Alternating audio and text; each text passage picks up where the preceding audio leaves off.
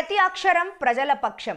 HR9 news టీవీకి స్వాగతం, సుస్వాగతం. సత్యసాయి జిల్లా పెనుకొండ నియోజకవర్గం రొద్దం మండల కేంద్రంలో చాకలి ఉమాశంకర్ అనే నేను ఎవరి భూమి ఆక్రమించుకోలేదు. 2007వ సంవత్సరంలో రొద్దం గ్రామం పొలం 166 సర్వే నెంబర్ 13వ లెటర్ నందుగల 4 ఎకరాల 85 సెంట్ల అసైన్మెంట్ భూమిని అప్పటి రెవెన్యూ అధికారులు నా భార్య చాకలి పద్మావతి పేరున పట్టా ఇచ్చారు. ఈ భూమిని నేను చదును చేయడానికి 4 లక్షల దాకా ఖర్చు చేసి ఉపాధి హామీ పథకం కింద మామిడి మొక్కలు పెంచుతుంటే షరీఫ్ కుటుంబ సభ్యులు ఆ మొక్కలను తొలగించినందుకు నేను పోలీస్ స్టేషన్లో రిపోర్ట్ చేయగా రొద్దం ఎస్ఐ షరీఫ్ను విచారణకు పిలిచినందుకు ఉమాశంకర్తో కలిసి పోలీసులు బెదిరించారని అవాస్తవాలు చెప్పారు. కావున నన్ను పోలీసులను అవమానించడం షరీఫ్కు సరైన పద్ధతి కాదన్నారు.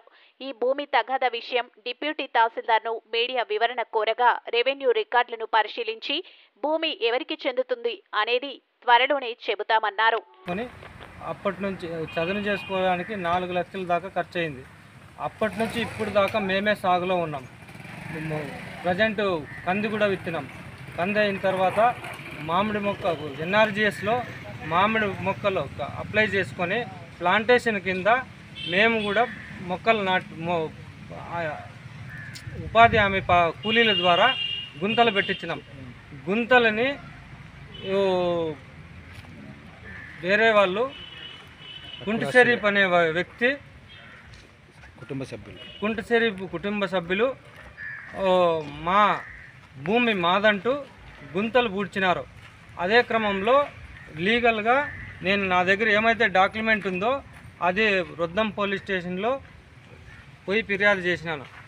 ఎస్ఐ గారు పిలిపించి వారి సమక్షంలో మీకు ఏముందని గుంతలు పూడ్చినారు, అది గవర్నమెంట్ NRGS కింద శాంక్షన్ అయ్యాయి కదా, మీరు ఎట్లా పూడుస్తారంటే సరే సార్ మేము పెద్ద మనుషుల సమక్షంలో ఒప్పుకొని మేము గుంతలు తీసేస్తామని చెప్పి ఆ రోజే తిరుగు రోజు గుంతలు తీసేసినారు.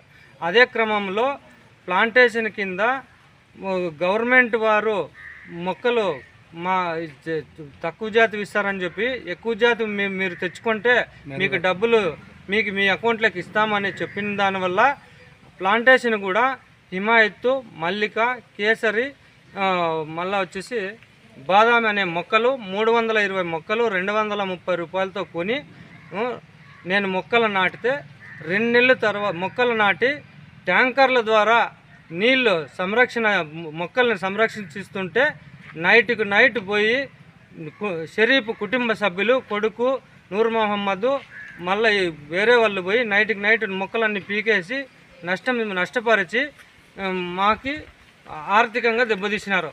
అదే క్రమంలో తీసిన తర్వాత నేను కూడా మళ్ళా పోలీస్ స్టేషన్లో ఫిర్యాదు చేసి కేసు కూడా వారి పైన కేసు కూడా FIR నమోదైంది.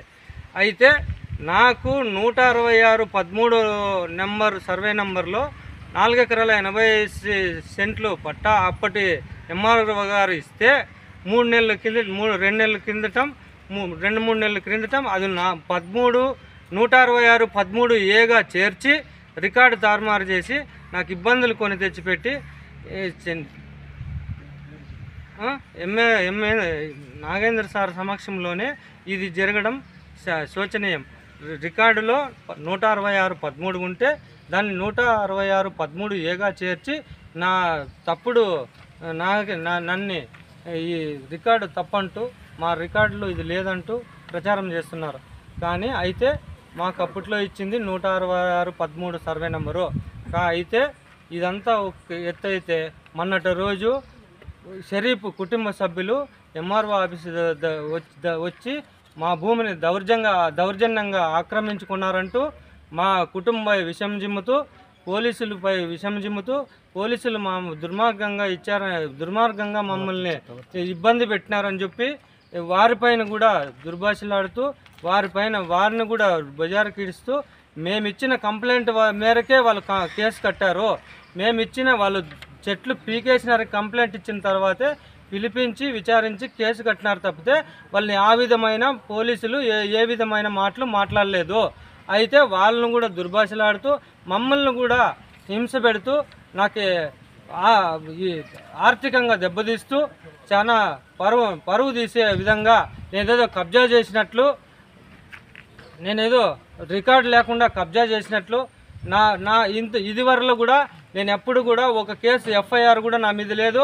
ఎక్కడ కూడా నేను దౌర్జన్యం చేసిన దాఖలాలు లేవు. మా కుటుంబం పేదరికం నుంచి ఇప్పుడు దాకా ఎక్కడ కూడా గౌరవప్రదంగానే బతికింది.